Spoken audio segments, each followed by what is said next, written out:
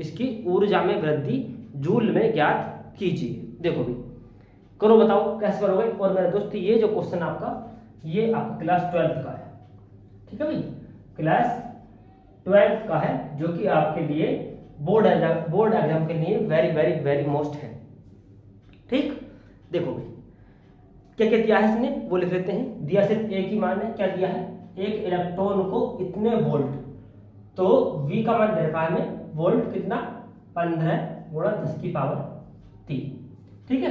Volt विभवांतर पर त्वरित किया जाता है, त्वरित यानी चार्ज किया जाता है, तो इसकी ऊर्जा में कितनी वृद्धि हो जाएगी। अब वृद्धि हमें याद करनी है, तो ऊर्जा में वृद्धि क्या पूछा है, ऊर्जा में वृद्धि, ठीक है।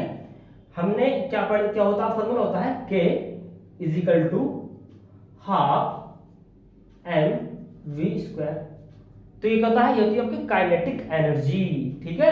क्या होती है ये, क्या है आपकी, ये होती है मेरे दोस्तों की गतिज ऊर्जा। क्या होती है, गतिज ऊर्जा, ठीक है, गतिज ऊर्जा। कभी आप ये लगा दो, एक गतिज ऊर्जा, ठीक है, और एक होता है आपके ऊर्जा में वृद्धि जो होती है, वो होता है K बराबर होता है आपका V इंटू क्यू। क्या होता है, V इंटू क्यू। अब मेरे दोस्त इसने हमें इसका मान तो दे नहीं रखा, किसका, Q का, इसने V का मान दे रखा है, K का पूछा है, तो हम लगा सकते हैं कि हमने पढ़ा है Q बराबर होता है आपका E, और E का मान हमने पढ़ा 1.6 इंटू 10 की पावर माइनस के 19 कूलम। देखो जहां आपको Q दे रखा हो, या हम कह सकते हैं जहां आपको Q नहीं दे रखा हो और आपसे मान पूछने लगे, तो मेरे दोस्त Q क्या है, Q आवेश ही तो है। क्या है, आवेश किसका, इलेक्ट्रॉन का, और इस पर आवेश कितना होता है, ये होता है, ठीक है। तो अब ये मान लगा दो और सोल्व करो जल्दी, लिख दो। देखो जरा ध्यान से, अब हमें फॉर्मूला कौन सा यूज करना है, वो करना है K बराबर Q और V, ठीक है। से सब मान लगा देंगे, K बराबर Q का मान कितना है, अब Q का मान तो 1.6 इंटू 10 की पावर माइनस के 19 है, V का मान कितना है 15 गुणा 10 की पावर 3। हमें सबसे पहले क्या करना होता है, पॉइंट हटाने होते हैं, और बाकी जो है उसको लिख लो एक तरफ।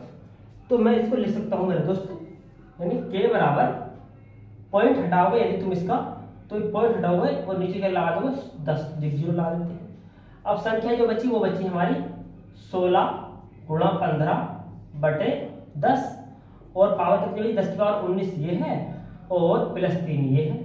अब गुणा में घातें क्या होती हैं बताओ, जुड़ जाती हैं, घट जाती हैं, जुड़ जाती हैं, ठीक है।